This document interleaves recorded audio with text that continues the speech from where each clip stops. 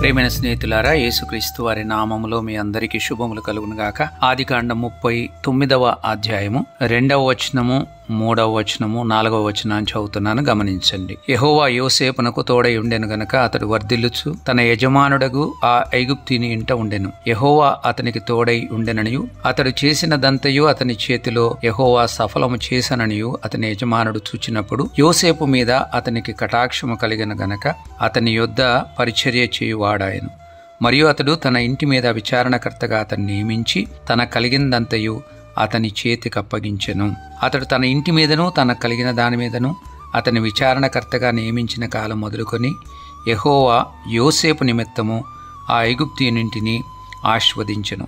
యెహోవా ఆశీర్వాదము ఇంటిలోనేమి పొలములోనేమి అతని కలిగిన సమస్తము మీదను ఉండెను. అతడు తన కలిగినదంతయు యోసేపు చేతికి అప్పగించి తాను ఆహారము తినుట తప్ప తనకేమి ఉన్నదో ఏమి లేదో విచారించినవాడు కాడు. మీరు గమనించండి, యోసేపు ఐగుప్తులో ఉన్నప్పుడు కూడా ఐగుప్తులో తాను వర్ధిల్లినటువంటి విధానాన్ని మనం గమనిస్తాం. దేవుడు అతనికి తోడై ఉన్న కారణాన అతడు చేసినదంతా యెహోవా సఫలమగునట్లు చేశాను అన్న మాటను 3వ వచనంలో గమనిస్తాం.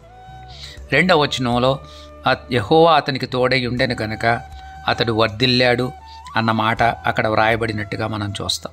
యోసేపు మీద అతనికి దేవుడు కటాక్షం కలగజేశాడన్నమాట 4వ వచనంలో గమనిస్తాం.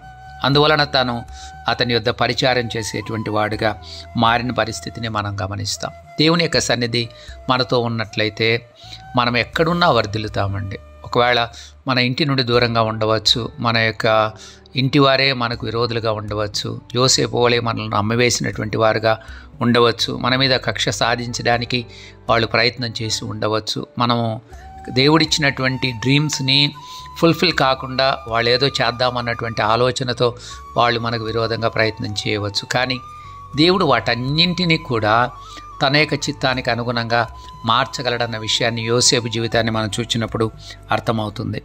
యోసేపును బట్టి దేవుడు ఆ ఐగుప్తీని ఇంటిని ఆశీర్వదించాడు అన్న మాట మనం 5వ వచనంలో గమనిస్తాం. అతడు యెహోవా యోసేపు నిమిత్తము ఆ ఐగుప్తీనింటిని ఆశీర్వదించెను. పొలములోనేమి ఇంటిలోనేమి సమస్తం మీద యెహోవా ఆశీర్వాదం ఉండెను అన్నమాట 5వ వచనంలో గమనిస్తాం. కాబట్టి దేవుడు మనతో ఉన్నట్లయితే, దేవుని సన్నిధిని మనము అనుభవించిన వాళ్ళంగా ఉంటే, పరిశుద్ధమైన జీవితం మనం జీవించేటువంటి వాళ్ళంగా ఉంటే, దేవుని యొక్క ఆశీర్వాదాన్ని మనం పొందడమే కాదు, మనం ఎక్కడున్నామో ఆ ఇంటి వారిని కూడా దేవుడు మనల్ని బట్టి ఆశీర్వదిస్తాడు. అక్కడ ఉన్నటువంటి ఐగుప్తీని యోసేపును బట్టి దేవుడు ఆశీర్వదించాడు. యోసేపును బట్టి సమస్తాన్ని వర్ధిల్ల చేసినట్టుగా మనం చూస్తూ ఉంటున్నాం. ప్రియమైన స్నేహితులారా, మనం ఎక్కడ ఉంటామో అక్కడే దేవుని యొక్క ఆశీర్వాదాన్ని ఇతరులకు కూడా కలగజేస్తాం. మనం వర్ధిల్లడమే కాదు, మనతో పాటు ఉన్నటువంటి వారు కూడా, వారు దేవుని ఎరగని వారైనప్పటికీ కూడా వారు ఆశీర్వాదం పొందగలిగినటువంటి పరిస్థితిలోనికి దేవుడు వాళ్ళని తీసుకుని వస్తాడు. కాబట్టి వింటున్న మీ అందరూ కూడా అలాంటి ఆశీర్వాదాన్ని పొందినవారుగా, వర్ధిల్లేవారుగా, అలాగే ఇతరులను వర్ధిల్ల చేసేటువంటి వారుగా అవడానికి కొరకు దేవుడు మనందరికీ కృప అనుగ్రహించును గాక.